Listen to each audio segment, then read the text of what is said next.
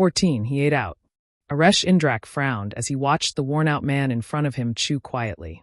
They were in a restaurant in the castle town. Not the kind of extravagant establishment befitting a marquis and commander of the Third Knights, but a modest, clean, warm place with reasonable prices for commoners. The restaurant had been opened by a former cook from Aresh's estate. It was his hidden retreat. No one in the Third Knights knew about it. Yet the weary otherworlder across from him, Kondo, had been dragged here by Aresh himself. He had taken Kondo to the medical bureau because leaving him alone after yesterday would have been unpleasant. Kondo had been forcibly brought here by the kingdom's secret ritual. Abandoning such a man would be unknightly. No. Aresh shook his head at his own excuse. He was not patriotic enough to speak of knightly virtue, nor was there budding affection simply because they had shared skin. There was only a faint unease that had driven him to follow Kondo, and this was the result. He had healed him because he was dying. He had slept with him to stabilize his mana intoxication. He had taken him to the medical bureau to check his condition. He had instructed him on food selection to prevent Megiso poisoning. That was all. And yet, at every turn, Kondo exceeded expectations in the most troublesome way. Going to work the day after nearly dying. Skipping lunch. Staying late. It was madness. Why was everyone else letting him do this? The kingdom provided him a stipend. He did not need to work at all. Why was he grinding himself down in a foreign land? Watching him stirred nothing but irritation. Aresh had lived a calm, unshaken life. This agitation was new. Across the table, Saikaira was also wondering how he had ended up here. Aresh had appeared during overtime and dragged him without discussion to this cozy restaurant. Then, ignoring all protests, ordered dishes and commanded, "Eat." His stomach, already stressed from the buffet earlier, was not hungry. But he could not offend his savior. He lifted a bite reluctantly. This is good. It slipped out. The flavors were gentle, lightly seasoned, closer to Japanese cooking than the rich, oily food common in this world. For the first time since arriving here, he thought something was delicious. Eat this too. Perhaps pleased, Aresh pushed another dish closer. I can't eat that much. Aresh's brow creased. TCH. Just a little, Saikaira amended, reaching for leafy vegetables. Aresh ate heartily. Perhaps because he was a knight. Or young. Or simply built differently. It's a nice place, Saikaira ventured.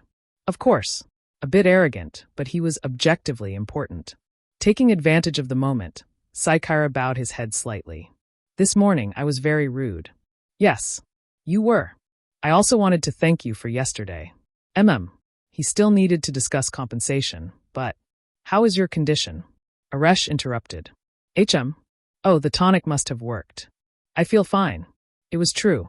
Aside from his lower body, he felt unusually clear-headed. You nearly died twice. Do not overestimate yourself. Yes. Aresh's frown deepened anyway.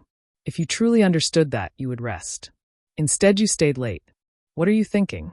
I wanted to catch up on delayed work. Aresh snorted. Why are you working at all? What? The question was too fundamental. You have no obligation to labor here.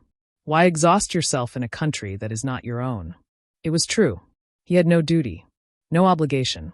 To establish my sense of existence, perhaps. It was not for the kingdom. He felt no loyalty. But for Saikaira, working was as natural as breathing. It was ingrained. There was no not working option in his mental framework. Aresh worked because talent forced responsibilities onto him.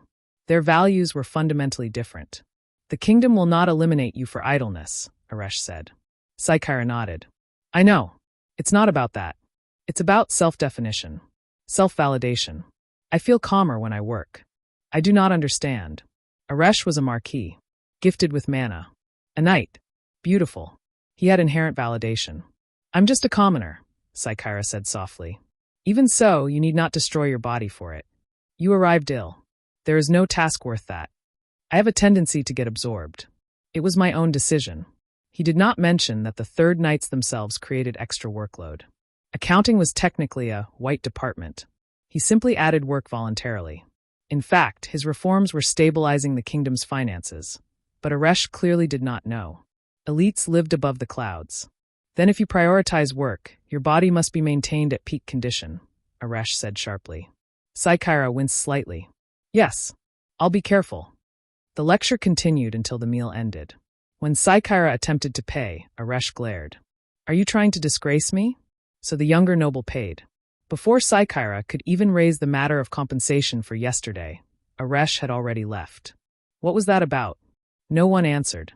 He returned to his lodging, thinking perhaps he would consult Helmuth about sending proper thanks and payment. He fell asleep quickly.